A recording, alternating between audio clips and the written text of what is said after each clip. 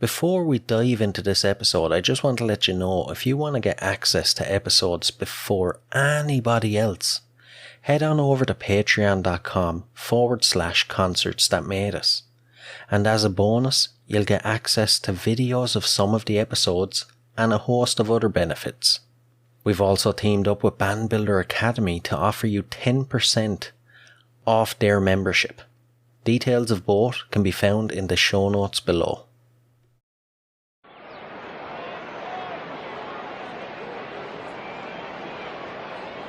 Is everybody in? Is everybody in? The show is about to begin.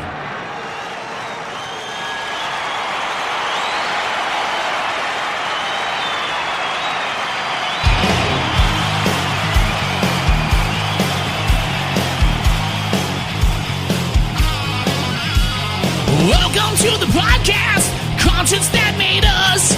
Interviews and stories, tales from the bus. We love taking you back to when it all went down. The greatest live shows and the cheering crowd sound. It's concerts, concerts that made us, concertsthatmadeus.com. Hi, this is Gareth Haze. Hey, and this is Mark Haze, and you're listening to The Concerts That Made Us.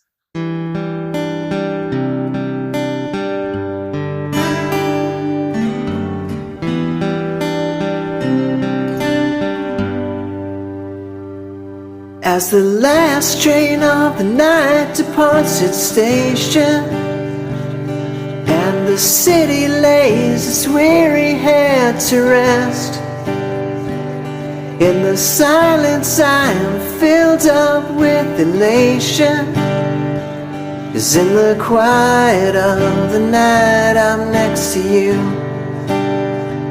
And as the daylight tears a hole into the silence, and the world bursts into motion all around, we may get swept away by different passing currents, but I'll always find you when the chaos settles down. I know that I may wander off from time to time, and sometimes I get lost, you know it's true, but I'll always find my way back to the place my heart belongs. Oh my darling, I'll always come back home to you.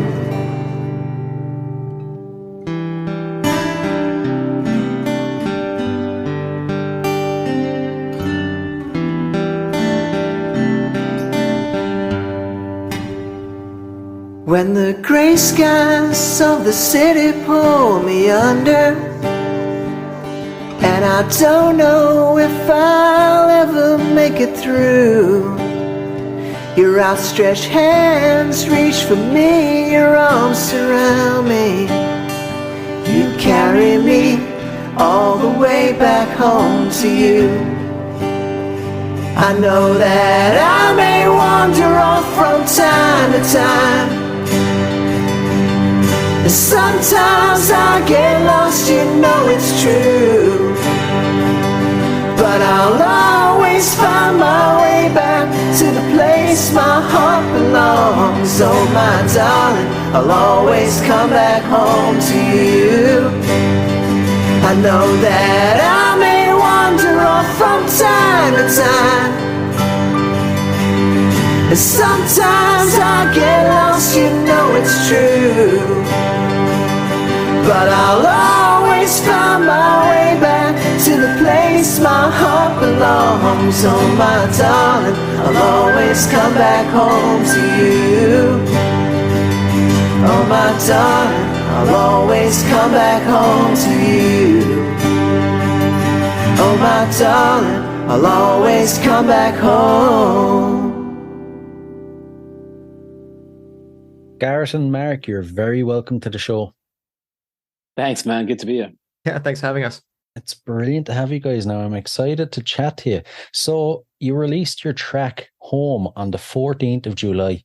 I can't put my finger on it now. There's something familiar but new about it. What can you tell us about it?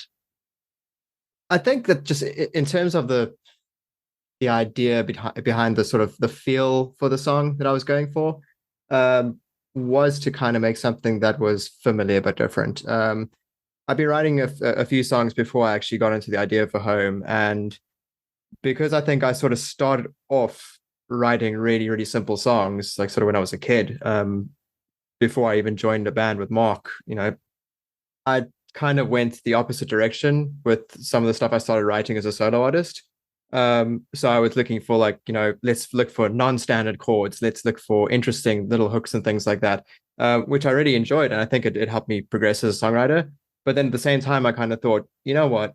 Sometimes the most enjoyable songs are the ones that are only 3 chords in the truth. And, so with Home, that's kind of what I started going for. I had a really simple chord structure and a nice melody that came about from there. And it kind of happens to me with a lot of stuff I end up writing is that, I work on the music for quite some time, sometimes up to months at a time, and then all of a sudden I've got the melody and the chords down, and then I think I need some lyrics for this, and it kind of comes about on a train trip, or walking down to get some things at the grocery store or things like that. And Home was quite similar. The lyrics all kind of came to me very, very quickly, and I think I wrote it on a train trip between where I stay in West London and Central London. So that's sort of how that came about. Yeah. Right. And lyrically, where did the inspiration for it come from? Is it autobiographical, or do you approach it from a character standpoint? I think this song particularly has a lot of personal experience involved in the lyrics. I do like to make all my lyrics at least somewhat personal. So I guess people who know me might understand some of the stories behind what I'm writing about. But then at the same time, I think for people who don't necessarily know me, I always enjoy music where I feel I can relate to the lyrics in some way, even if it's completely out there and it's maybe a fictional story. I think that it's important to have lyrics that could be multifaceted, and so people can get a different meaning out of it based on their own experiences as well. And so yeah, I think that's there with Home as well.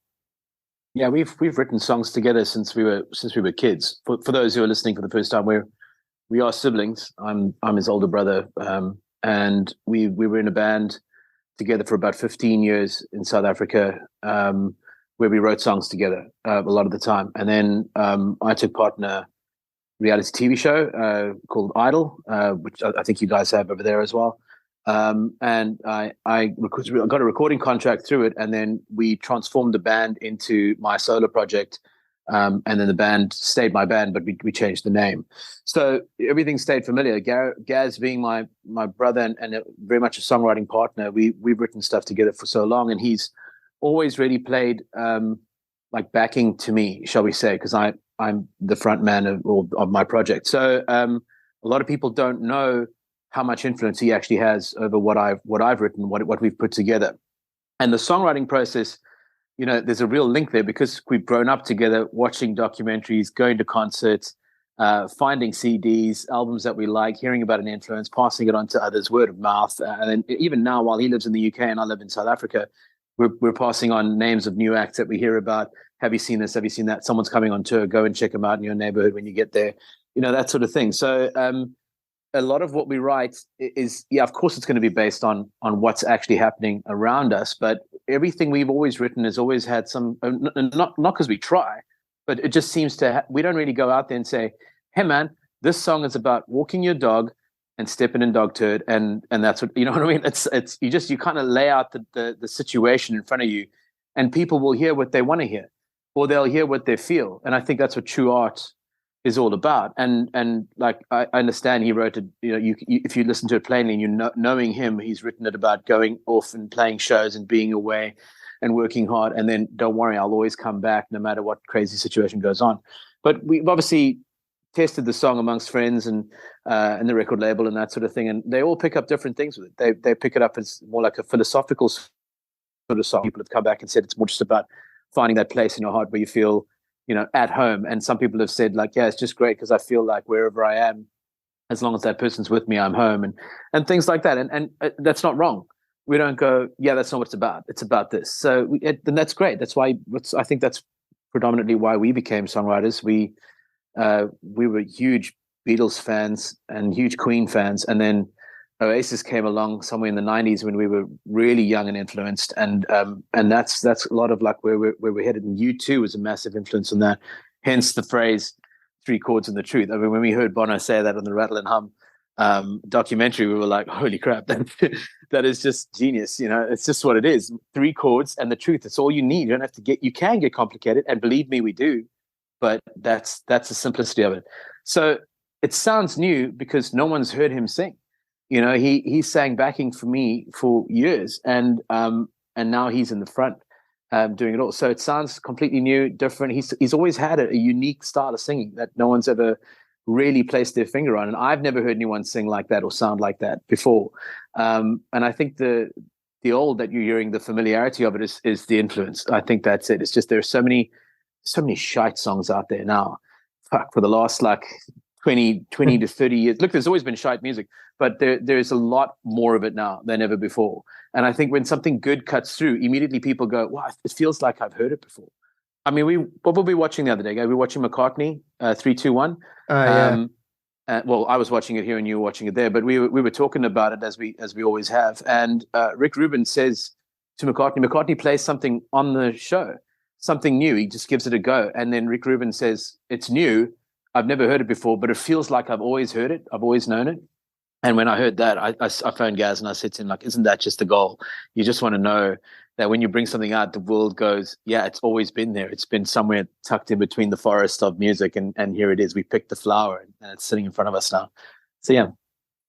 That's kind of what you've achieved with this song. As I said, it's familiar but new. But you mentioned that you guys have worked together for 15 years in the band. You also co-produced this track together.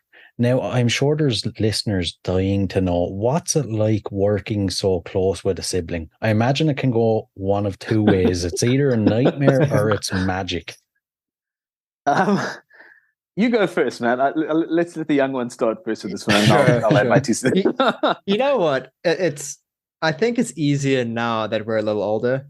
And I think also it's a weird thing, but I think the distance with Mark being in South Africa and me being in the UK, it's actually beneficial in some sense because it forces you to actually step back from things and take a day to sort of mull over it in your mind. So before, when we were in a band, when we were obviously growing up living together in the same house, so it was we were constantly talking about things, constantly working on things together. We never really ever lived further than about 20 minutes to half an hour away from one another up until a few years ago. So there was always that really sort of close contact and constant working together, which I think is really great because you can achieve a lot in a short time having access to that time together. But at the same time, it causes friction, though. Yeah, it can cause some friction. Yeah, and I think that working together now, having that distance between us, and having quite different lives and that sort of thing as well. It forces you to sort of get your idea out there, talk about it a bit, and then walk away for a while, which I think is incredibly healthy for the creative process. Because when you're constantly just shoving yourself into this idea, you can kind of block yourself a little bit. But when you give yourself some time and space, then you can actually create something really awesome.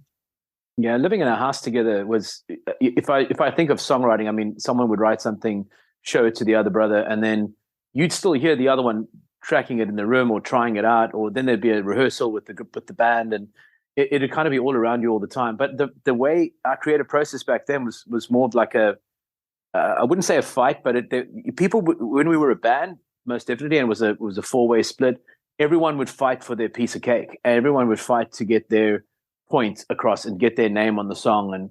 and be known as the one who wrote that line, or the one who wrote that hook, or the one who wrote that whatever. And which is probably why that band didn't work out, because bands very rarely do work out. Just think what's the stats I read the other day? 2% of what's out there is actually what you see on the television or hear on the radio. So which is freaking scary. But yeah, we are a statistic. We've been through that mode. But I do like now, just from a brother point of view as well, like family point of view, we talk more about family things and, brotherly things now than we ever did when we lived and worked together and toured together. So that gives a bit of perspective as well. And I have a lot more understanding of him as him, so when he comes to me with the song, I don't have to say to him, what are you trying to say? I immediately know what he's saying, and I immediately understand what he's going for. And yeah, I think that's just the case of it. And he's been away. We've lived away from each other for 6 years.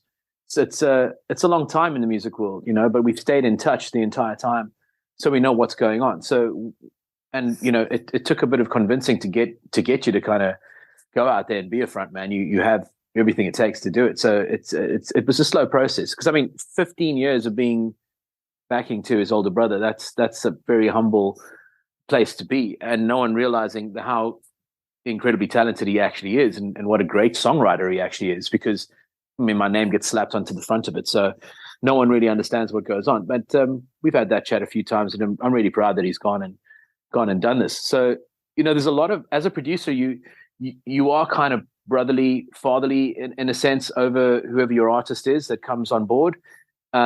But with this, I feel an immense amount of pride, and I think I was a bit of a bully as well. I was just like, no, I'm producing this. I don't give a fuck who else you got. Like, kick him to the side.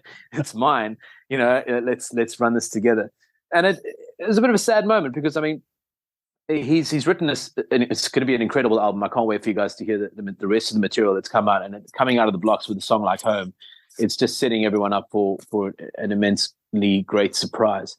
But it was a sad moment. Our dad had passed away a couple of months back. So Gaz came back to South Africa with his family to visit, help take care of our mom, settle affairs, the funeral, things like that. And in the process of hearing Home, I'd heard it about 2-3 weeks before he came down and had an idea of it. And then hearing it with different ears, with the fact that our father's now passed away and he's actually coming home to the homeland. And it kind of puts things together. And I just said to him, I have to be on this. If anything, if I put my name on it, at least we've got to give this some sort of a push. Not like I'm, just because my name's on it, it's going to go somewhere. I want to be the producer, but B, if I sing on it with you, we can release it together. And people will see like you're actually doing this now. And then from there on out, it's yours. You take it and you go, and it's all got to do with you. It's nothing to do with me anymore. It's almost like a symbolic handing over of the baton sort of thing, Yeah, I get you. And you touched on so many things there that I had them laid out in front of me, and I'm trying to think of what I want to jump to next. But is the track a good indication then of what we can expect with the upcoming album, or is there a couple of surprises thrown into the album as well? I think both yes and no. So I think in terms of the general style of the song, that's sort of somewhat acoustic driven, kind of folky. I could say it's folk rock in a sense. I feel that's kind of the general style that everything else is sort of in. Considering everything I've written on acoustic guitar, just in my room, basically, because I primarily perform as a solo artist. But that doesn't mean that you're not going to hear drums and bass and some electric guitar and piano and synths and strings, and whatever the song needs, really. Yeah, it's basically what the song needs. I wouldn't really want to sort of pigeonhole myself in terms of saying like I'm only ever going to be sitting with an acoustic guitar and singing. I think it's really what the songs need. So yeah. Well, when we were yes kids, and no. we idolized, like, look, it's not, I can tell you now, it ain't going to be no techno music or something like that on there. It's not, no. You're not going to get a surprise as in like, oh, look, an EDM track in the middle of the acoustic stuff.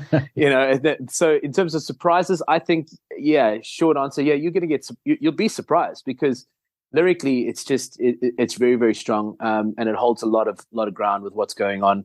in the world, as well as like in your personal life and in his personal life. I feel like it's a very personal collection of songs, right, guys? I mean, not just for me, but like just hearing in.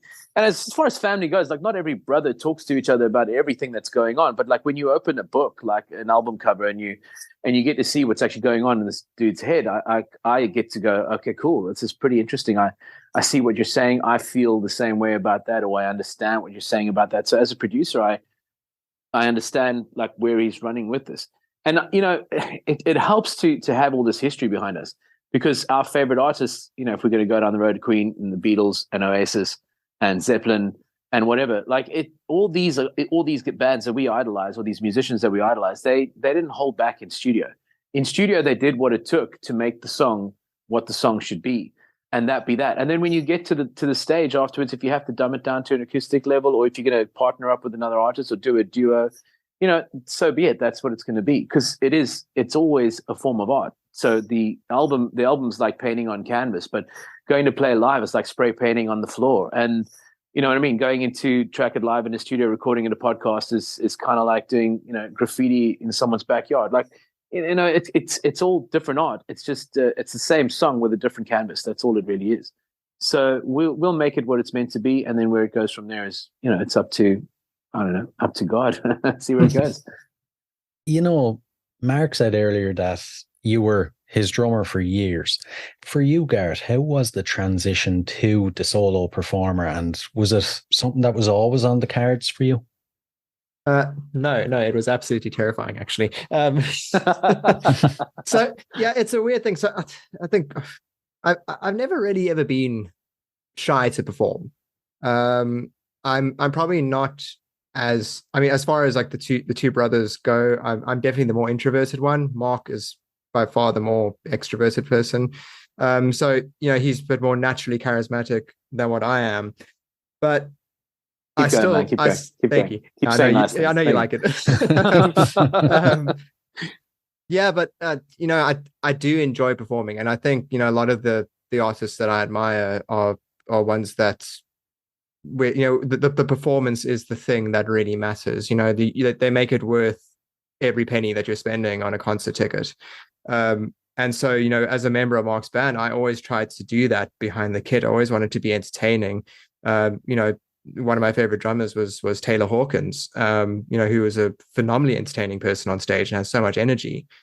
And so, you know, the transition from going, you know, from a drummer with a great band around me to being a solo artist, it was pretty daunting. You know, it didn't come as naturally to me as what drumming came.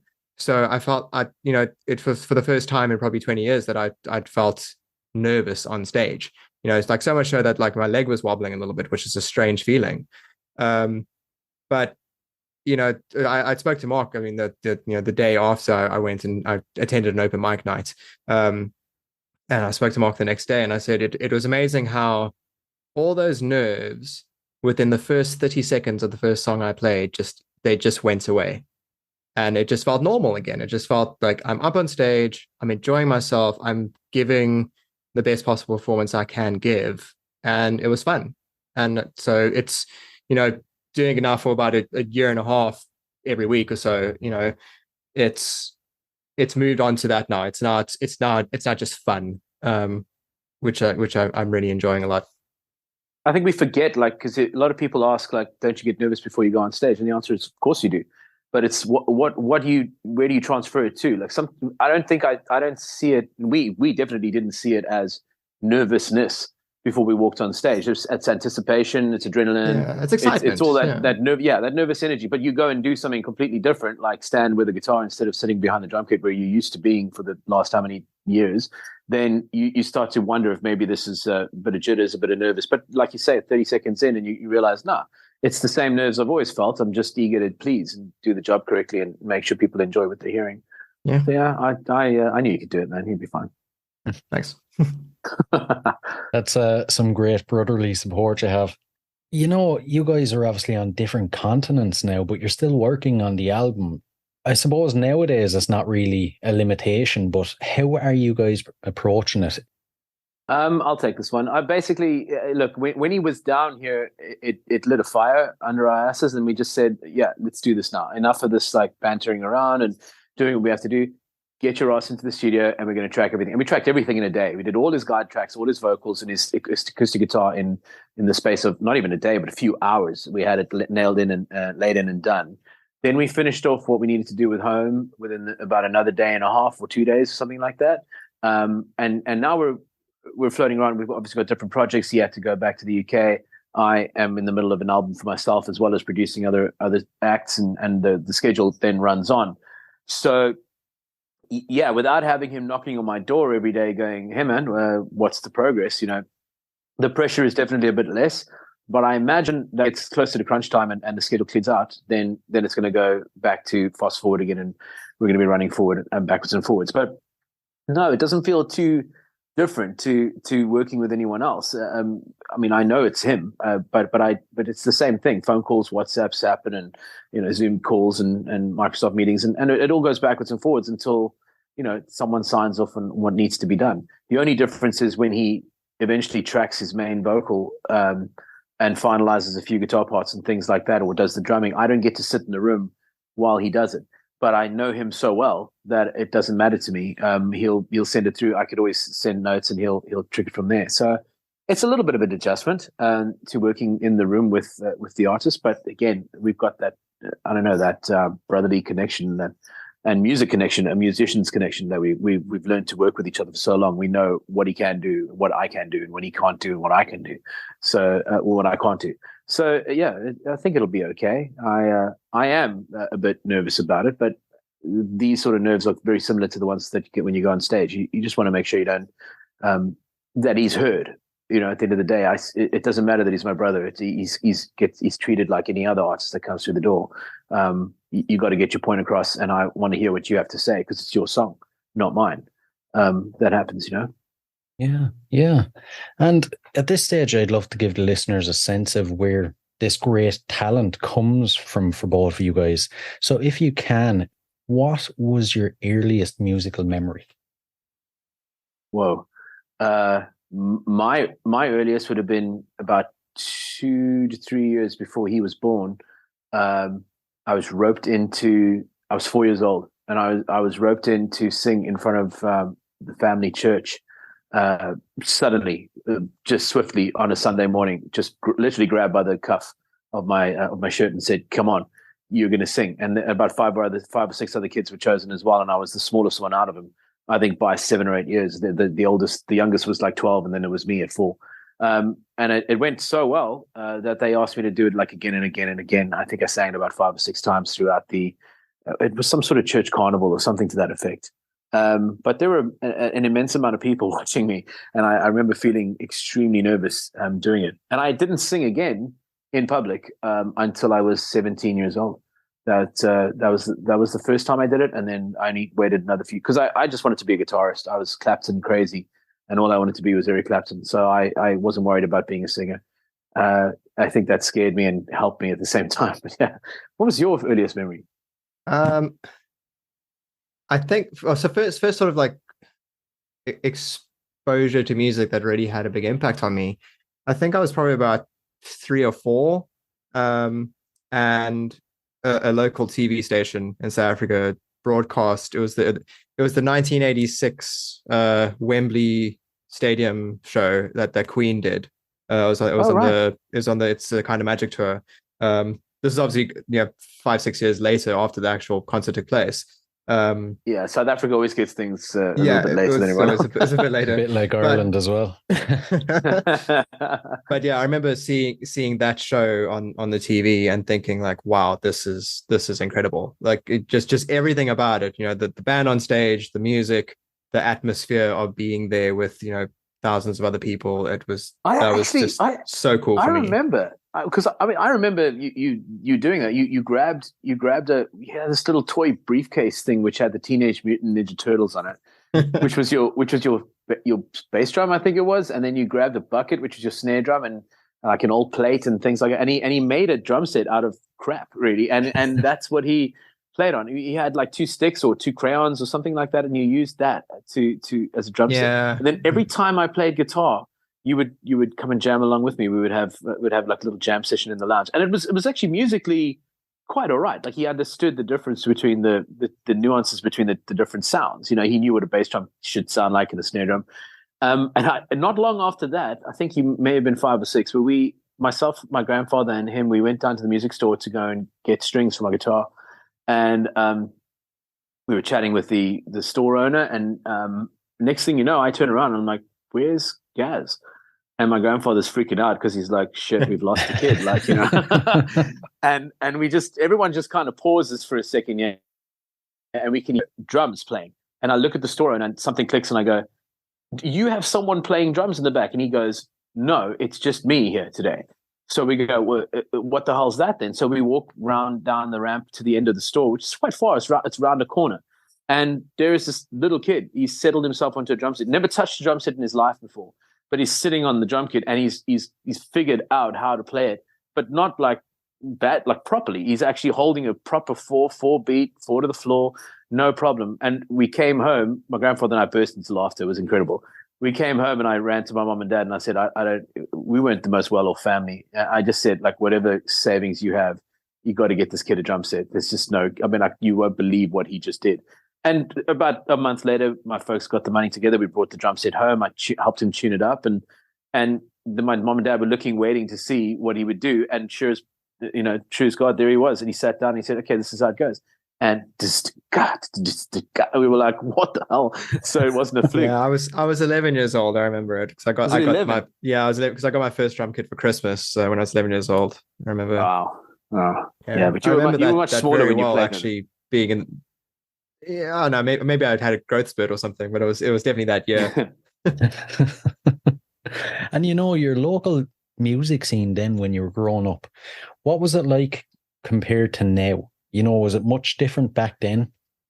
Yeah, So it changed. It changed quite a bit, even in the 6-year difference in our age. So when I was really little, before he was born, there wasn't much going. There were a lot of great musicians in our country. Still have a lot of great musicians in our country, but there was a real explosion of amazing talent that the world will never get to see because we were stuck in sanctions and boycotts because of apartheid going on in our country. So there is footage lying around at the SABC, of all these acts and things like that. And I've met so many musicians, and when you meet them, they're just regular people, and someone will come and whisper in your ear, "Do you know who that was?" And I'll go, "No, I have no idea." And they go, "That was so-and-so. They performed at the stadium. They were with Mega Groove or whatever." And you're going like, wow, they're just walking around like it's no one's business because they're not earning the money that a professional musician at their age would have earned had they had been, had they had international exposure at that time. And as it so happens, because our country wasn't exposed to a lot of international music, we were very closed off. And our government at the time would not allow us to hear certain songs because they were of political agenda, or so they felt it was. It was very, very zeitgeist, And I mean, I wasn't aware of any of this because I was still a young child, but I obviously learned this later on. But the cover scene became a massive thing in our country. And if you could replicate a song, so someone would buy an LP and it would have Bohemian Rhapsody on it. And then 2 or 3 days, someone would buy this LP, share it with their whole band. They would sit, they'd study it, they'd write down the lyrics, they'd work it out. And then they would try to be the ones to play it live. And then about 4 or 5 other bands throughout the city would try and play it as well. And then people would hop to the streets and see who was doing the best version of it. And they would literally say, "Yeah, the Ballyhoo does the best version of that." And so, then the other bands would stop playing that song and it would become kind of like their song.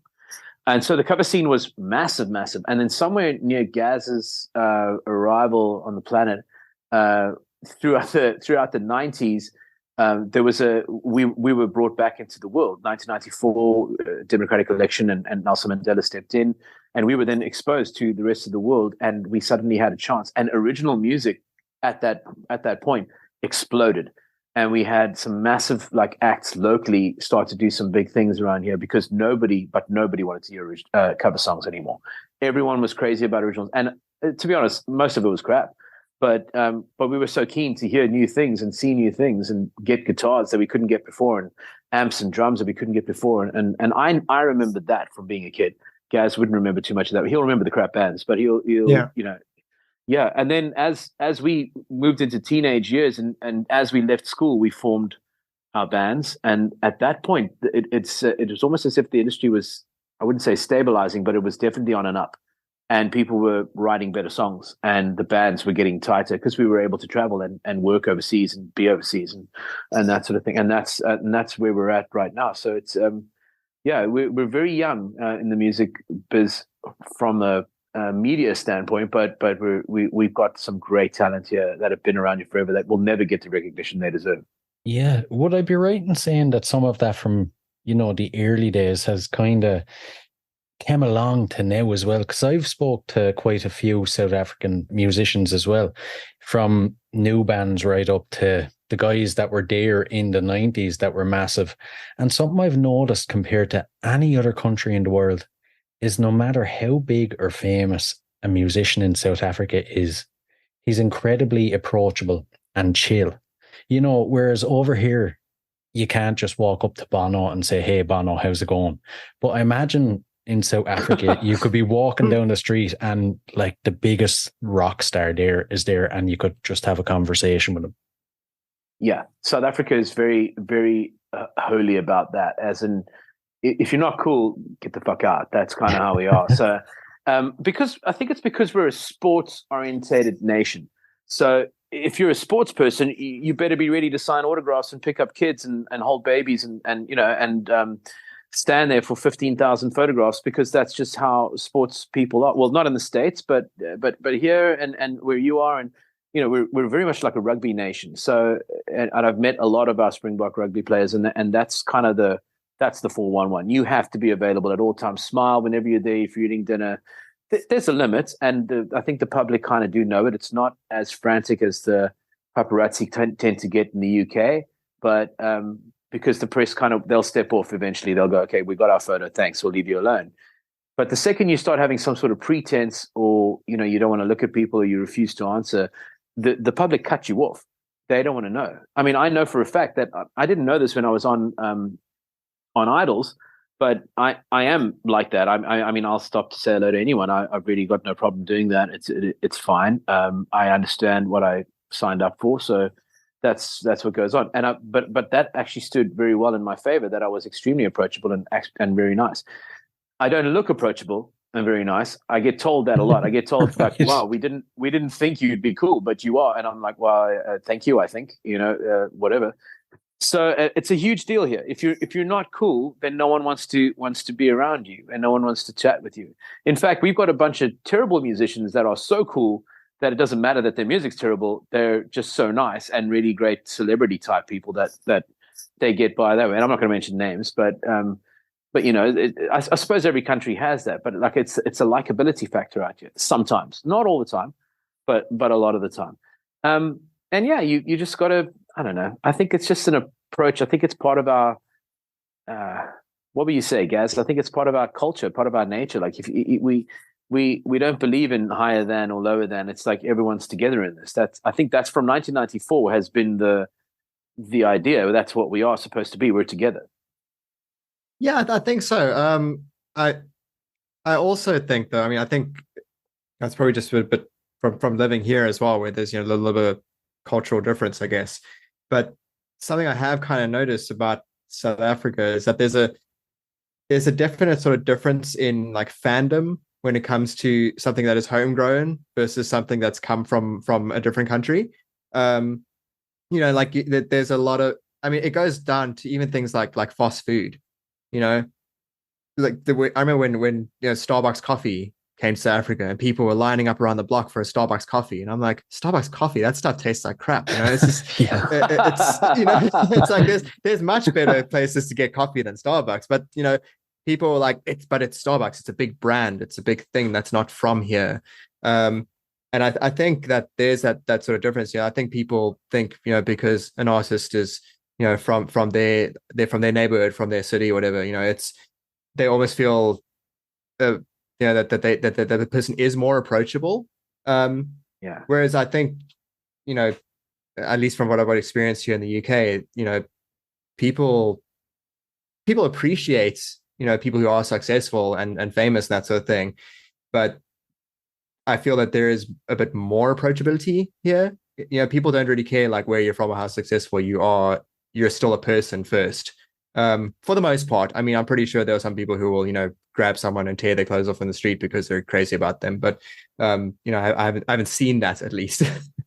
Well, the fame bug's a huge issue in the UK. Like you were telling me at some of the open mic nights, some of like Jessie J's backing band are there jamming. Was the guy that used to sing for Smile before they became Queen. The first jam night I went to was a jazz fusion jam. I played drums at, and like the level of talent was it was ridiculous. It was just so good. But I remember chatting to this one guy, and I can't remember his name was now, but he was a keyboard player. And my friend who was there with me, he's actually also originally from South Africa, Mike Horn, is a fantastic session drummer. He says to me, yeah, that guy that we were just chatting to, he just got off a huge arena tour across Europe with Sam Smith. And I thought, wow, really? And we're in this little basement club where there's maybe 20 people. And I just thought, oh, wow. And he's playing here at this little jam. That's so cool, and people don't really make anything of it. And yeah, like Mark was mentioning it, a while back at an open mic, a guy came up to do a few songs and, just with an acoustic guitar, great voice, really cool songs. And a friend of mine who was with me, he taps me on the shoulder and says, do you know who that guy is? I said, no, he's really good though. And he says, no, his name's Tim Staffel. And he used to sing in a band called Smile. And as soon as my friend said that he played in a band called Smile, I was like, oh my gosh, that's the band that the rest of Queen were part of. Tim left Smile and then Freddie replaced him and they became Queen. And yet he's, super humble, down to earth guy, lives locally, plays locally, just enjoys music. And I think that that's kind of fantastic. Has to be, because he's not the lead singer of Queen. So yeah, but I think that, I'm pretty sure he's probably still got Brian and Roger and John's numbers on his phone. He probably talks to them all the time. Yeah, he was on and he had to sign off on the movie on Bohemian Rhapsody. He had to sign off on it to say that they were allowed to use his name and a likeness as an actor.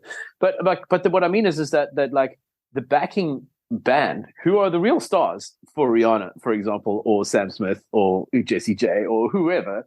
Okay, these are the real talented people. It's not Sam. I mean, Sam's cool, I'm sure, but I mean, I haven't met him. I suppose he's cool, but he's not the reason it sounds so great. He's the reason they get paid, but no one gives a shit about them. They're just like, oh yeah, there's Timmy in the corner doing his thing, and Sam's off being chauffeured by 15 bodyguards and probably has his personal masseuse in the room waiting to give him a rub down after the gig. But that's what I'm saying. I mean, we opened for Bon Jovi. Shit, was it 2013 here in Cape Town?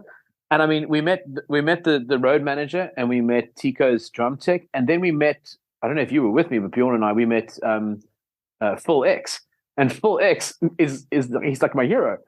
Full X is now in Bon Jovi. He replaced Richie Sambora, but he always stepped in when Richie was having like drug issues and rehab issues and things like that. So in 2013, he still wasn't an official member of Bon Jovi. He was playing through Richie Sambora's rig.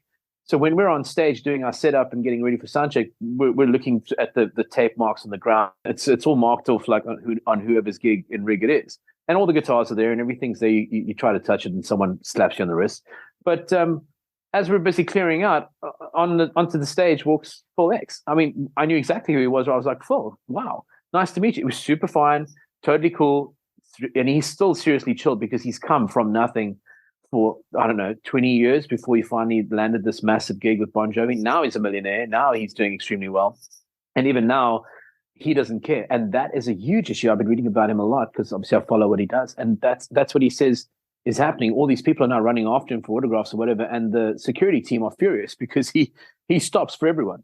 And they're going like, dude, you can't do that. You got to keep running. And he's like, why? They want my autograph, man. Like, I want to get it. So that's how he talks, And he's like, I don't understand. Why are we running? And you're like, these kids want autographs.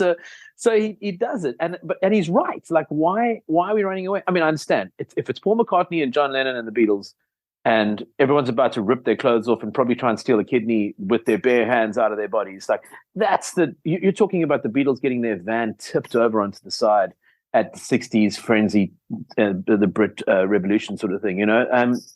And that's different. That's scary. That's dangerous. That's when things get a little bit of awry, get a bit awry.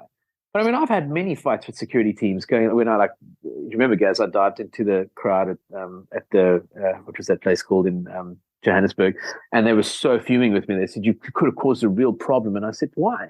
Everyone loves it. They're just there to have a good time, and your job is to pull me out if something goes wrong. So you do your job, and I'll do my job. Take it easy, you know. So it's a good way to look at it. Yeah, man. We're all there for a reason. I mean, that's what we get paid for. So yeah, my job is to entertain the crowd. Your job is to entertain the crowd. Now that's pass the baton on to you, man. You do your job to create a frenzy. We might as well dive into concerts. So I have to ask you guys, as concert goers, then, what concerts have made you? Cool. We didn't get to go to a lot of great international acts when we were younger because of the transition period in our country. But you've seen a lot more than I have now because of how much you've traveled and what. I mean, the first time you went to the UK, you went to go and see. Who was it? I saw. Yeah, my first trip to the UK, I saw The Used. The Used for the first time. One, yeah. And then I've seen a lot of acts since I moved here. So many but now. The used show that wasn't an arena. It was a club, right? How many people? It was a very big nightclub. It was a place called the Electric Ballroom in Camden, in London. Yeah. So it's a couple thousand people. It's pretty big. So, like, you're talking about big, but like for everyone else over there, when you talk about that to us here in South Africa, we're like, that's an arena. It may as well have been. When he was reporting back to the band, we were like 1,000 and something people in the club. We played clubs that got like 100 to 200 people, and if there were 200 people in there, then the police would be there to, you know, find out where the fire exits are and we're breaking laws. So it's getting better now, and it's grown, but that's how far behind we were. The first, I mean, I've been to many concerts, but like there were a lot of those like sort of cover shows. Our uncle was in a band, and he took part in Battle of the Band shows through certain radio stations out here. But the first real live international band I went to go see was Live. And they ventured down here. I wasn't allowed to go see U2. I was too young. But the very next year, Live came down, so I went to go watch them. And I got to say, it's the thing that got me the most is like, you don't, when you watch something on a television, the camera's on everything all the time. So I got lucky with Live. Ed's quite an active guy. He moves around a lot. So as a front man, he's engaging. And Freddie was always my hero from Queen. So watching Live for the first time, and there's a lot of activity on the stage. And I thought like, okay, this is what it looks like. This is what it sounds like. It was exactly what I hoped it would be. And then fast forward a few years, I'd seen, and I'm not going to try and badmouth them, but I mean, watching Kings of Leon was very disappointing because they're basically, but they sound great, and I love the songs, and I love that, especially the early stuff, because they were just coming out. They hadn't done Sex on Fire and all that. They just done like it sounded like they were, it looked like they were in a pub, stuck on a small stage, unable to move. But they were on a massive stage, very much able to move, and they weren't doing anything kind of out there. And I found myself watching the screens more because that the editing on that's just a little bit more frantic, and that keeps things going. And I bear in mind I wasn't standing in Golden Circle, so I talk about my first concerts, but those two concerts are quite far apart. But that's where I started to realize, like, you could really make or break your live act by not being entertaining live. The camera can do so much. And we had grown up watching DVDs and videotapes and things like that of our favorite acts. I mean, we'd steal it off the television and, you know, press record and hold it in, wait for the ad breaks and pause it, you know, the old way. And we'd watch all these things thinking that this is what, you know, you look like. And that's why we were that entertaining, and still try to be as energetic as possible so that people will continuously watch you and not take their eyes off you. Not realizing that in actual fact, a lot of the time, dudes are kind of just standing still. And jamming, but the camera is making it look like everything's so frantic and out there. That was the thing that struck me the most, that it's like, they're not actually losing their minds 24/7 as the show goes by. Yeah. And Gareth, have you any other concerts to add that may have made you? Yeah, I got quite a few. So the first really, really big show I went to, I think it was either 2005, 2006. Metallica came down to Cape Town. It was my first sort of stadium concert experience, and I was with you. Yeah, you were with me. Yeah, we were that's right. together. Yeah. And it was super fun. It was a band that I'd grown up, hearing. Was that your first gig? That was my first real big concert that I'd been to. Yeah, I mean, I'd been I didn't know that. to smaller local things and stuff like that, but it was the first touring band from another country. And it was amazing. It was a fantastic experience. It was kind of like where the bug bit, and I was kind of like, I want to go to more concerts now. Do you remember in For Whom the Bell Tolls when James Yes. puts his hand out and all the lights go out? Yes, I remember the whole band standing together, our band standing together, watching that moment, and then the lights go off, the whole crowd screams, and then the lights go back on for the final chorus in it. I remember crying. It was insanely great. Full on emotion. It was really good. Now I think since then, I mean, I've been to quite a lot of shows, particularly now that living in London, because it's just a bit more accessible. I think. Rub it in, why don't you? Pretty. Yeah, sorry, man. Sorry about this. Sorry. But pretty memorable ones. The Used in Camden back in 2009 was just really, really high energy. I remember we weren't married at that time, so my girlfriend at that time, who's now my wife. We got like a really good spot. Like we were about 5 or 6 rows from the front. And before the Used even came on, there was an opening act called We Are the Ocean, who were really great as well. But they incited the first mosh pit of the night. And like I didn't realize that 2 people could be lifted off their feet at once and just like swept across the crowd. So we need to say, we lost our good spot right at the front of the stage, but we got carried around a mosh pit, and that was really fun. I basically picked her up, someone else picked me up, and we went floating about. But yeah, that was amazing. Florence at the Machine at the O2 was something else altogether.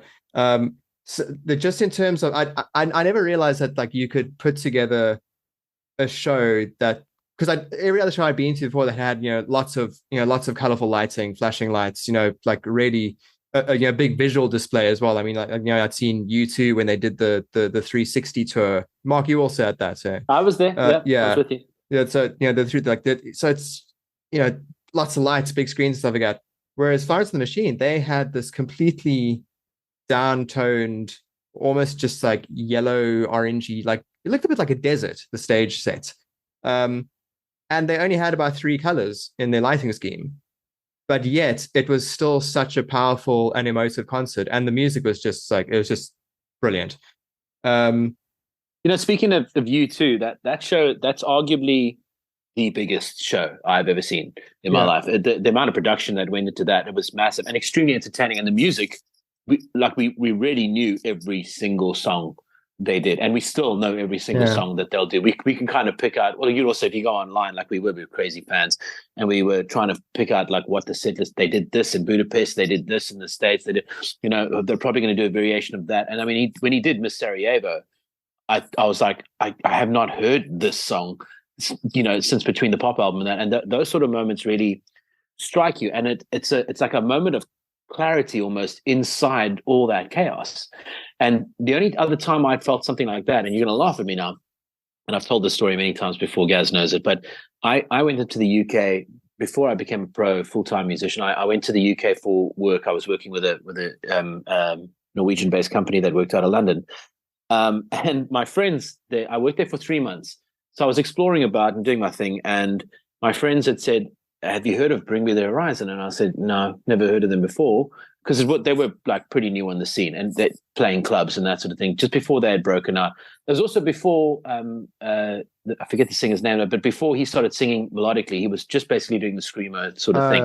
Ollie, yeah. Ollie, and that wasn't really my scene at that time either. I mean, I really liked like Bullet for My Valentine, so that balance between singing and growling and screaming. So that was really what I was into, and I couldn't get tickets to that. So they said, look, we're going to scalp tickets. We're going to go watch Bring Me the Horizon. So I said, yeah, okay, look, I've got the day off. I'm going to actually head to Camden Market, and I'm going to go get some, memorabilia, and I'm going to get some stuff for stage, because you can always get cool armbands and like nice jackets and that sort of thing. So I thought I'd stock up before I head back home for the stage show. And I spent pretty much the whole day out there, and I stopped off for a beer. And I don't know what pub it was, but it was a pub. There was no stage, and there was a kid in the corner mean, he was a kid. He was 15, and he had big, wiry red hair and a guitar that looked like it was gigantic on him. I mean, he looked like a midget. He was like a hobbit, probably the best description of him. It was fantastic. And I kept looking across thinking, this guy's playing with a backtrack. It's pretty interesting because I've never heard these backtracks before. It's slightly different versions. I remember thinking, I wonder how long he spent in studio making these quite strange sounding backtracks. And every now and then I'd like look across and I'd see he was using a loop station. And I'd never seen a loop station before. I mean, I think we had heard about Katie Tinstall doing looping on a song, but like that's all I'd ever seen or heard of. And during his first break, and he played like 6 sets, which is crazy. I walked over to this guy and I said hello, and I'm like, he's like, where are you from? I'm like, South Africa. And I'm like, what are you doing? And he says, well, I live I live for the music now, and I just travel everywhere. And I said, what are you doing? And he said, I'm looping and I'm making it up from scratch, and this is how it is. And I saw the pedal. It's a Boss RC30, which is a loop station I now have thanks to this kid. And he says his name's Ed. And I'm like, oh, yo, Ed, nice to meet you. Like, are you going to be here any longer? Where are you playing next? And he said, well, I don't know where I'm sleeping tonight, but like I'll probably sleep on the train on my way to Brixton or wherever he's going. And I said, listen, man, let me make a phone call or two, because the place has got like 3 men and a dog. That's like all that's in there, and me drinking a beer. So I phoned all my friends and I said, look, I'm a bit nervous about the scalping situation, because I don't really want if they catch you, I'm a little bit of a pussy like that. I mean, I'm all about the rebel life on stage, but when it comes down to the law and being kicked out of a country, I get a little bit antsy. So I said, I phoned my friend Nina was the name, and I said to her, Nina, bring the gang around here, rather. I got something else that's pretty cool. You got to see this kid; he's rad. And so about 30 of them showed up, and we partied to Ed Sheeran that night, the whole night. And I wrote it in my journal and everything. I phoned my wife and I said to her, like, you're never going to get this kid. Yeah, he's incredible. I hope something good happens to him one day. And all my friends signed up on his clipboard. He had a clipboard. Oh, fuck's sake. So he wasn't even, there's no social media then. I think Facebook may have been around. And he was taking down email addresses and phone numbers. And my 30-odd friends joined his like original fan club. They get to see free shows all the time. They get these like gift hampers and stuff like that. He's obviously mega famous and huge. So fast forward to when he comes to South Africa, plays the stadium tour. It's from the not Multiply, Divide, the Divide tour. And he starts talking on stage about how in 2010, when everything really started to change for him, and he had just brought out the A-Team, and a whole bunch of South Africans gave him a whole bunch of work and got him playing at their house parties and things like that. And my entire family and friends turn and look at me. They're like, "Holy shit, you weren't kidding!" Like, so anyway, that's just one of my favorite stories to tell. But my point of all of that is that the comparison between watching you two in front of 60,000 people, make things hover in the sky and Bono fly with a jacket on and things like that. It was as good as sitting like a foot away from little ginger boy playing his show in a pub. And that it changed me. It changed me so much that I came home and I bought a loop pedal just so that I could give things a try. And then as COVID struck us, it influenced me so much, so many years later, nearly 9, 10, actually a decade later, that I went and bought a Boss RC30 and I started preparing a live show because there were no gigs available for us to be able to put the band together. So I now have a looping show that I do, and I play everywhere. Well, my agents put me all over the place. We played house parties, we played weddings, we played like corporate functions, we've done so many things all through this looping show.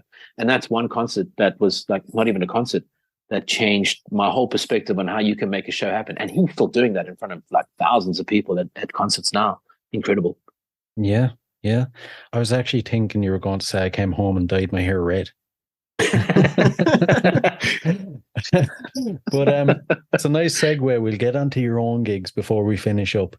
Out of all the gigs you guys have played, is there an experience that you relive in your mind as maybe the most perfect one you played? Wow. We've definitely played more than 1,000 shows in our life. There's no question. But the one that sticks out the most, well, playing Cape Town Stadium was people always think that that's going to be the one we're going to say when we open for Bon Jovi. But it's such a blur in my mind. The only reason I remember anything of it is because of the music video. I brought a film crew along with, because I just know what happens in those moments when it's just frantic and crazy and you just don't get to do and speak to anyone. You need to just press over and over, and sound checks, those things take a lifetime, and then you just got to you herd it around everywhere, and next thing you know you get your call times, and then you're stuck in a room, and then it happens and the show's over before you know it. So I made sure we brought a film crew with us to kind of capture all the moments, and then we used that footage and made a music video out of it. That's the only reason I remember anything of it, but I only remember what's been shown to me. It's honestly, I've drawn a blank. I can't, as far as a concert that went down as something in our memory. What's yours, Gaz? I mean, I have no idea. It's a really, really difficult question because we have played a lot of shows. I think one that sort of is sticking out a bit in my mind. I mean, don't ask me what the set list was or what we wore or anything like that. But back in the day when Mark and I were in a band called 12th Avenue together, this was probably back, I think I was only about 18, so this is like 2006. We did a New Year's Eve show at this place near where we lived called the Corner Bar, which doesn't exist anymore. And that memory is screaming back at me right now. Thank you for saying that. And it was just one of those like really incredible gigs. It was a small room. I think sort of what Mark was saying with the Ed Sheeran story. It's you don't always have to be in the biggest of rooms to have the biggest amount of fun. And it was a small room with pretty horrible acoustics, but it just had a great atmosphere. It was just a place where people came together and they really enjoyed the music. It was loud, it was in your face, and this New Year's Eve show I remember was just one of those absolutely wild shows. I'd never seen the place that full, and it was just loads of fun. And I think we stayed at the venue until not by choice. Not by choice. Like we were the band that sort of saw in the new year during our set, and so we ended somewhere around like 1 a.m. or something like that. Chatted to people, packed things up, and we only got out of there I think at about 6 a.m. the next morning. Our guitarist at the time had this deep dark fear of the sun coming up while he was still awake, and had a bit of a panic attack when he heard birds in the trees while we were sitting outside the venue. That left his guitar and amp behind. I remember that. Yeah, he left everything. He said, "Someone pack up my gear. I got to get home like a fucking vampire. Like I got to get home before the sun gets up." So weird. Yeah, no, I remember that. But nothing was planned, but everything planned out fantastically. Champagne was brought to us as well. Yes, each band member got a bottle of champagne. Champagne just appeared on the stage. I mean, thankfully we weren't using my drum kit that night because I think that stage was just absolutely soaked in alcohol. It was ridiculous. Almost everyone got like semi-naked. It was quite something because the champagne was out, and we were on it that night. I mean, we don't really drink and play. We've always been like, how do you say this? Like, we've tried to be. We never didn't party, but we wouldn't drink while we played. We'd have a beer or two while we played, and then afterwards we'd be like, "Cool, the gear's safe, everything's packed away, crew's taking the stuff away, and now we're gonna have a drink or 10, and then we're good." But we went at it long before our set began.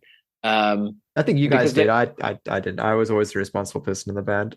I don't know so much. I remember you having a bit more than you normally do, and the party. And when the champagne came out, we all popped the champagne, and it's like we all knew it was like a Formula One Grand Prix ending. We just started spraying everybody in the crowd. There was not a dry person in that crowd, and then the clothes started coming off on most of the ladies, and we played on longer. We were meant to stop, and I think we played another hour of just covers and whatever. Yeah, I remember it was a long set. It was good fun, but it was extremely awesome. But at the same time, like looking back at it, you're like, that place could maximum take about 180 people, and there was about 500 people in it. Yeah, it was ridiculous. If you wanted to leave, you were not going. If you were in the front and if you found your way in front of the band, that's where you were for the rest of the night. You weren't leaving, and you'd have to climb over someone to get out. But it was monumental, and we didn't leave this. In fact, when the gig was finally over and we'd done our 20th encore or whatever it was, we couldn't leave the stage. That's why we were there for so late. We just ended up getting past shooters and drinks and whatever from the front. I've forgotten about that. Thank you for reminding me. That was quite a show. That was ridiculous. I remember another one where we realized that we'd come up from like playing really bad places where, I mean, to call the person a sound man would be a promotion. I mean, you're talking about it. Yeah, You're talking about we got dressed in alleyways next to dumpsters filled with rubbish. You know, it's like it's the literal toilet circuit that we played. Yeah. We never went on stage in what we were wearing. We always got there and then changed and put it like a gig outfit on. I still do that. I know you do as well. And I remember getting dressed in this alleyway in the center of Cape Town at a place called the Mercury. And I mean, a street person walked up right next to me and peed right next to where I was standing. Had no thought or like worry about what was going on. I was in my socks, so I'm hopping away on one leg with one leg in the pant leg and the other one jumping to try and avoid the urine that's heading towards my left leg. So that sort of thing. But I remember we never really had good monitoring. We never had anything. We learned to lip read of where we were a lot of the time. And we played this place. It wasn't New Year's, but it was close to it. And we went to some outland farm area, and I'm sure you remember this, guys, where one of the fans was so keen to get close to us that he was hoisted up, and there was a wooden what do we call it, like a beam in the roof that he hung onto, and Tom Cruise Mission Impossible styled all the way through to the front of the show over everyone's heads, and then stole the monitor, the one and only monitor we had. Do you remember that? I remember this. I remember that there was a wedge monitor being passed around the audience. That's right. You get beach balls at festivals where people will toss around the audience. Well, no, this was a wedge monitor. Yeah. Yeah, the monitor was being passed back. And when I saw the sound guy walking towards the action, I thought, oh, he's going to kill someone because they've obviously taken his gear. And he joined in and threw it across the edge of the room. Do you remember that? It was insane. At that moment in time, I'm looking around and I realized, like, shit, I can't hear anything. I'm just hearing noise at this point in time. But I'm looking at the band and the crowd is going for it. And I'm like, well, we got this. We're okay. We obviously don't need monitors. And that way of growing up in the music business really helped, because people think you get to a certain level and your in-ear monitors are going to be fantastic and your monitor guy knows what he's doing or whatever. No one knows what they're doing. We still don't know what the hell we're doing. It's like, as long as you can like find the groove, you're okay. You just have to freaking wing it. And I love watching new acts come in, because I've been doing this a while now. So have you. Love watching new acts come in and they're like, yeah, we're on the big festival stage. It's going to be amazing. And then the sound is awful. And you can see that. Yeah. You see that disappointment sink over and just like, what have I done with my life? It was sorry, really quick. It was actually a really funny thing a few nights back. So I did a show where there were about 5 or 6 different acts on the bill. So it was we had 2 really short sets. So everyone was sort of got about 20-minute sets. And me being an acoustic act, they asked me if I would open the nights, so they could kind of build up to the bands that were on stage. And I said, yeah, sure, all good. So, I got there. I was supposed to go on at about 7:00, so I got there at about 6:15, because I could do a setup, do a quick little line check, and go on. And I do that, and it takes all of about 4 or 5 minutes, because it's literally just guitar and vocals. And like Mark said, I'm so used to where the sound is terrible that I don't care anymore. I'm kind of just like, I can kind of hear myself. It's good enough for 20 minutes. I'll be fine. But the sound was actually incredible. Like it was a fantastic sound engineer, and like it sounded immaculate, and I had a great show. But during the time, I get done with my sound check, and someone else shows up, one of the other acts, and they're like, "Oh, I've got a few backtracks on a laptop. Can we quickly check those?" And the sound guy, being such a wonderful person, he was just like, "I'll quickly squeeze you in." And honestly, I think their sound check was probably about 25 minutes. So it was longer than what their actual set was. And then another band came on, and they had all their own amps and in-ear monitor system. And so all this stuff. And I'm like, you guys are playing for 20 minutes. Like, you don't need all this. And they went and they were just sound check after sound check after sound check. And like people being really particular as well. Like some guy was like, oh, my solo patch on my guitar is a bit muddy and not quite loud enough. Can you fix it for me, Mr. Sound Guy? And I thought, like, this is not Mr. Sound Guy's problem. This is your problem, friend. But it is crazy. It was really, really funny. But it was a good night and everybody was really cool. So I mean, yeah, but it was just really pretty funny to see that. I thought, like, wow, clearly some people have not grown up with playing dumpsters. Yeah, School of Hard Knocks, man. I think it makes you a better muso at the end of the day. You just got to work it out. So like we go back to the album now and the new single that's come out now. That might be why the song is like it is. It's just he writes a thing, and I almost immediately understand what it is he's trying to say, where he's going with it, because we've got these experiences that we've drawn on. and concerts that we've been to and influences that we've had and, you know, mixed experiences. And ultimately it's happy. All of it's happy. So like when it comes down to writing the songs, all that kind of pours through. And you were talking right at the beginning of the interview, you were asking about like there's a familiarity to everything. And I think that might be the familiarity of it, is that it's comfortable, that we now know enough about what's going on, warts and all, that the music just speaks for itself, you know, so it's there. Definitely. And before we get into the last couple of questions, then, what are your future plans? How are you going to tour the album? Mark, can we expect to see you pop up in England some stage? I have not said this out loud to anyone besides Gaz and the family, but yes, I do think that is a distinct possibility. Not right away, not this year, but as 2024 comes along, I am really hoping to get out there. On one hand for the work, but on the other hand to see my family, and to be with my brother for a little bit. You know, because you spend that much time with a person and then all of a sudden they're not there anymore. That is a bit tough. And I think we realized that when you came home, and not realizing it had been 6 years, it was kind of like a holy crap. Like there was a lot of greatness to it, like as in it almost felt like you hadn't left, but then there were lots of moments where we felt like shit, you haven't been here and I haven't been there, and that's what's gone on. So I've got a lot of work that I've got to finish here in South Africa, but we do want to make sure, my team here wants to make sure that I can do some work out there as well. And because Gaz is there, it makes so much more sense to be able to work stuff together. And we can work together. We don't have to work together, but ultimately we will probably do that song when I'm around. But he's going to do the song regardless of it. Are you planning on coming here at all? I mean, I'd love to. Ideally, you know, June, July here in South Africa is morbid, especially in Cape Town, because where I live. Because when rain hits, it's almost as if we have gremlins here, you know, and no one's allowed to get wet, and no one wants to go to gigs.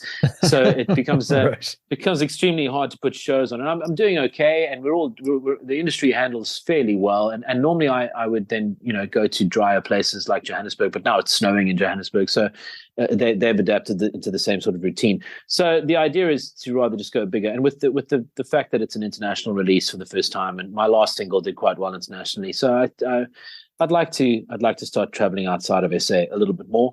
I figure I'd start with the UK, and then everything's really close in comparison to the way it is to travel here. It's hard to travel here, whereas it's much simpler to travel there. I could move across to places in Europe and throughout the UK and that sort of thing as well. So yeah, we are working on it. I don't want to say it because then people are going to start asking, but I suppose we're hoping June and July is the time we come out. So about a year from now. That's great. I mean, it's summertime here, you know. I think I had a bit of a slower start to this year gig wise, but as soon as the summer hits, I've just been busy every single weekend, and it's been awesome. Yeah, I think my focus is really just, you know, keep on just trying to make it more of a name for myself here, London and surrounding areas, and then, you know, hopefully just try and expand from there as things go. Yeah. And, you know, I have to say, next June, July, don't forget, Ireland is literally like an hour and a half ferry ride away. So I desperately want to come and visit, but I need a place to stay. So I'm coming knocking on your door, dude. No worries. I can rustle up something for you. Cool. I need a couch and I'm good.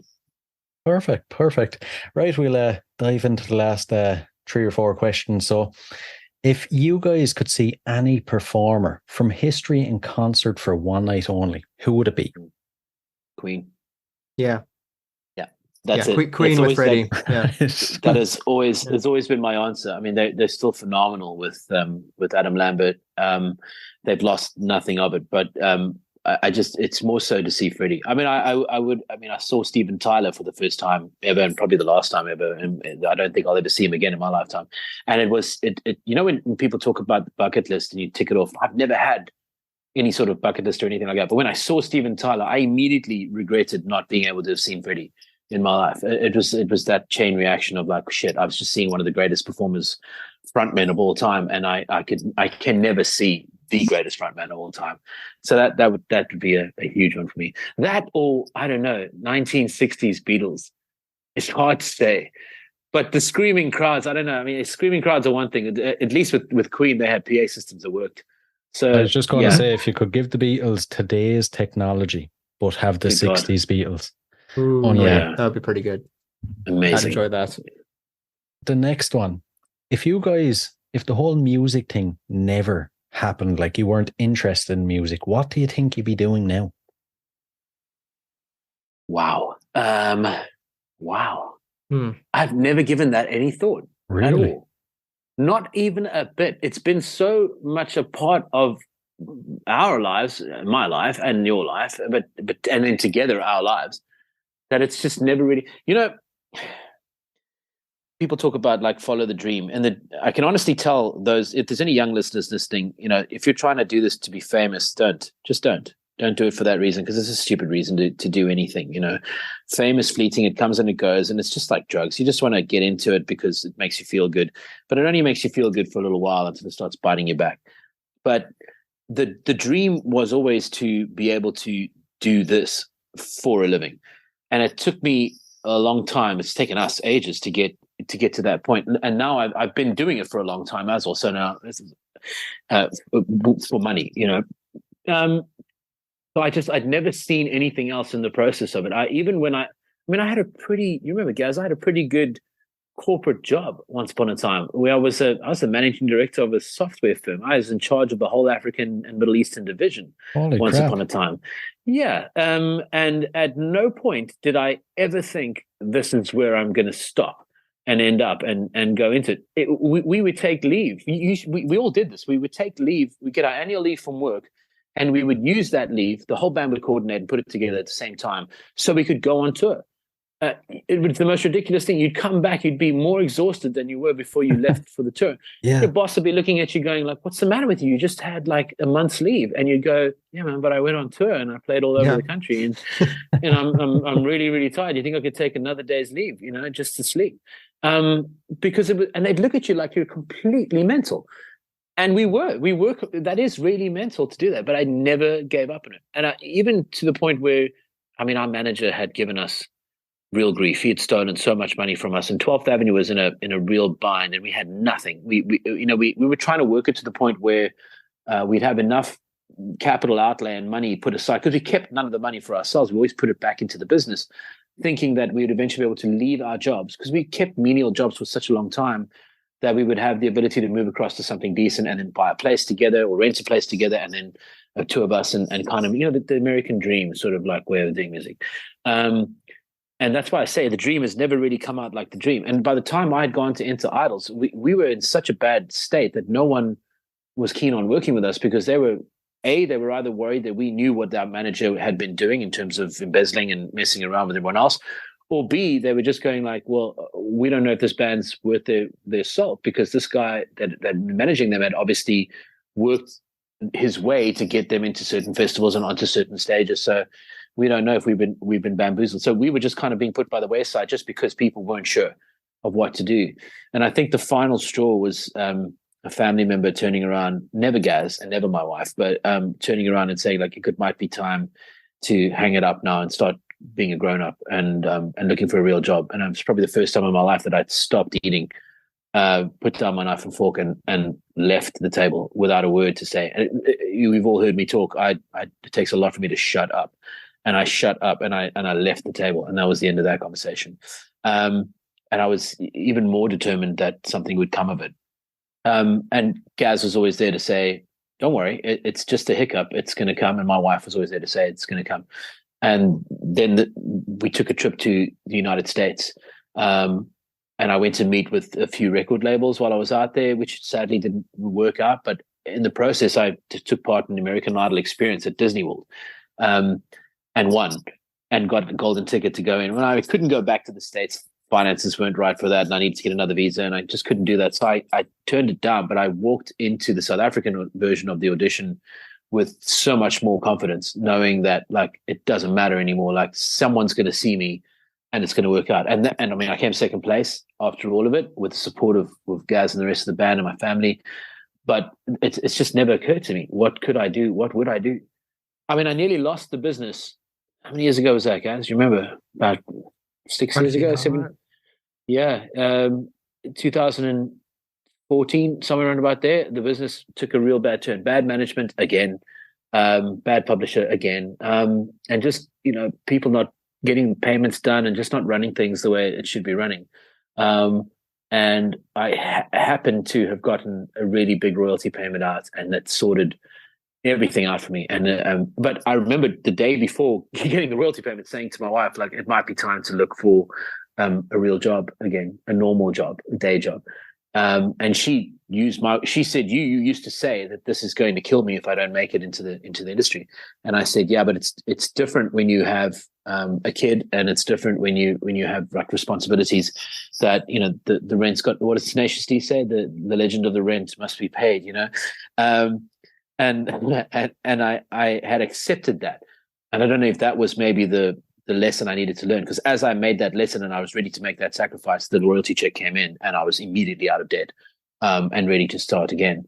So I don't know. I have no idea what I would do. I know that I would never stop playing music, so it's hard.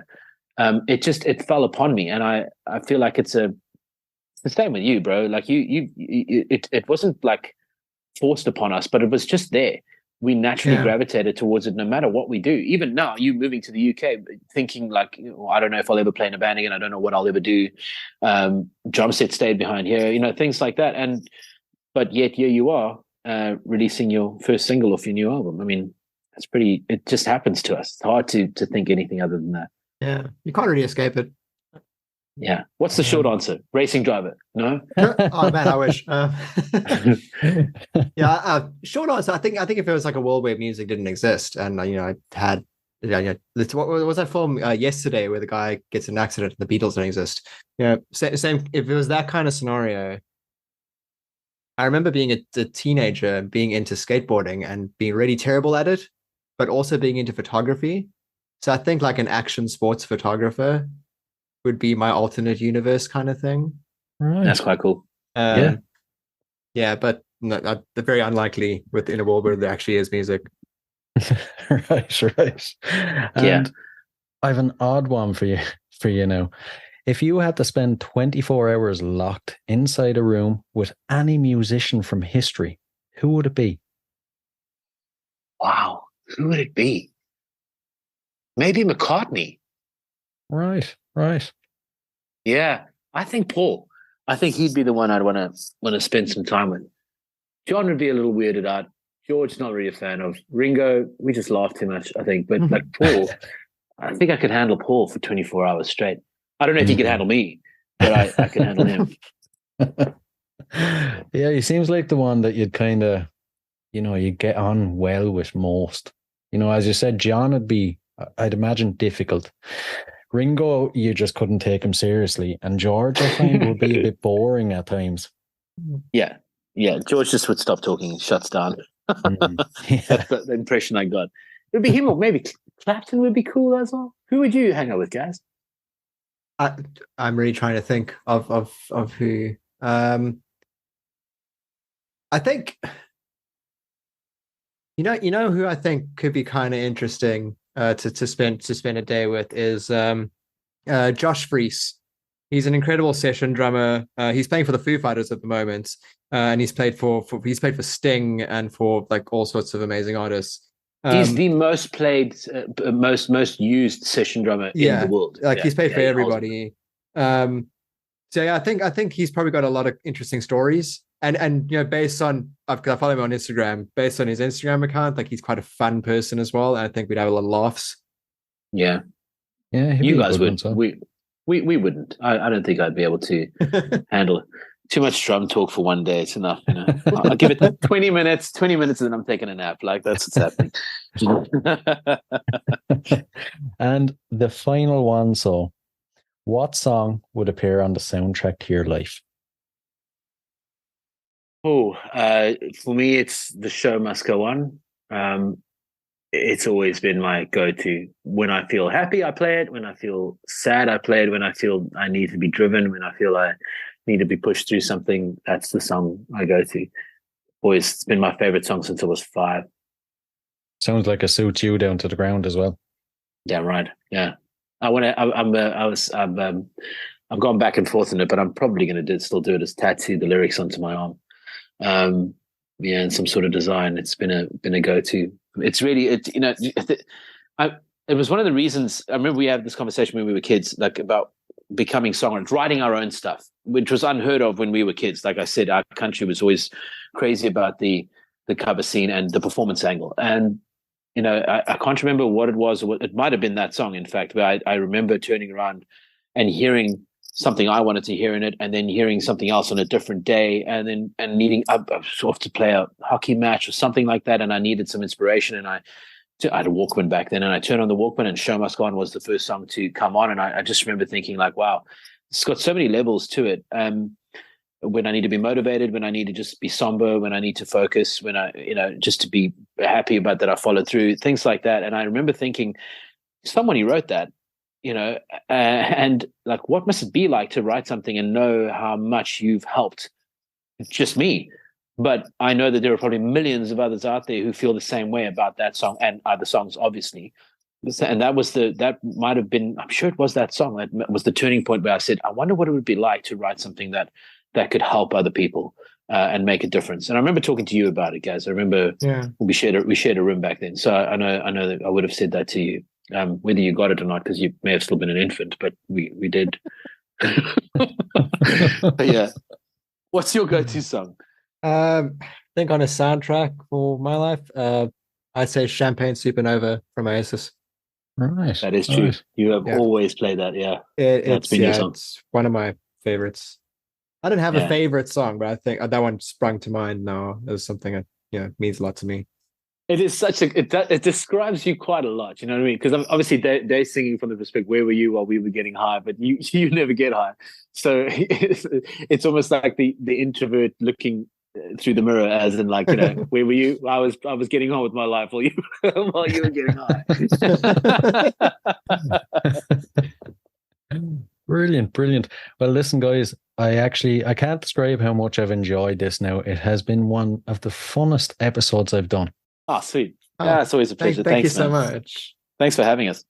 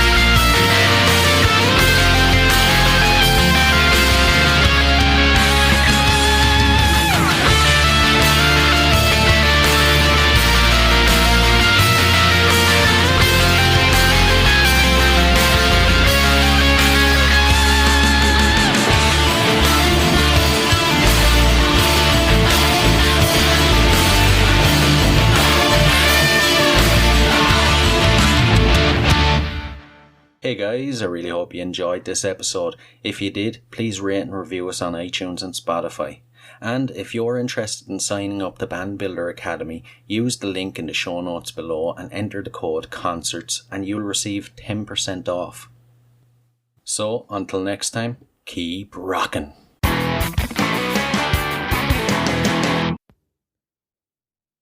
Hey, what are you guys still doing here?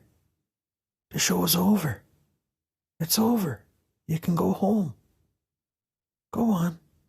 We'll see you next time. We'll be here. Bye.